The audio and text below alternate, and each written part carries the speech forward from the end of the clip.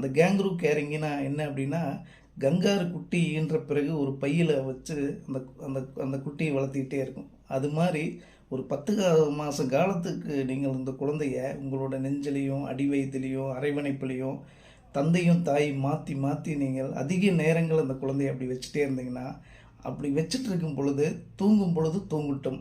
விழித்திருக்கும் பொழுது அப்படி வைத்து அந்த குழந்தைகளிடம் நல்ல கதைகள் சொல்லிகிட்டே இருங்க.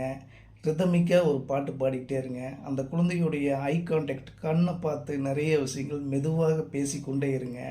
அதுக்கு விளையாட்டு காமிங்க. அதுக்கு பிடித்த மாதிரியான விஷயங்களில் வந்து உங்களுக்கு நீங்களே ஒரு குழந்தையாக மாறி, சில விஷயங்களை நீங்கள் அதில் உடன் விளையாடும் பொழுது, அந்த குழந்தை மிக மிக அற்புதமான மன வளர்ச்சியும், மன உறுதியும், எண்ணங்களில் வந்து ரொம்ப பாசிட்டிவிட்டியான ஒரு சப்போர்ட்டிங்கான ஒரு விஷயங்களில் பாதுகாப்புணர்வாகவும் வளரும் பொழுது, அது வந்து ஃபீடிங்கு, அப்புறம் விளையாடுறது, ஒரு விஷயத்தை அப்சர்வ் பண்ணுறது, ஒரு விஷயத்தை வந்து அனலைஸ் பண்ணுறது, இதில் எல்லாம் வந்து ரொம்ப ஸ்டெபிலிட்டியுள்ள ஒரு குழந்தையாக வளர்கிறது என்று குழந்தை நிபுணர்கள் மிக மிக ஒரு நுட்பமான ஆய்வின் மூலமாக அதை வெளிப்படுத்தியிருக்காங்க.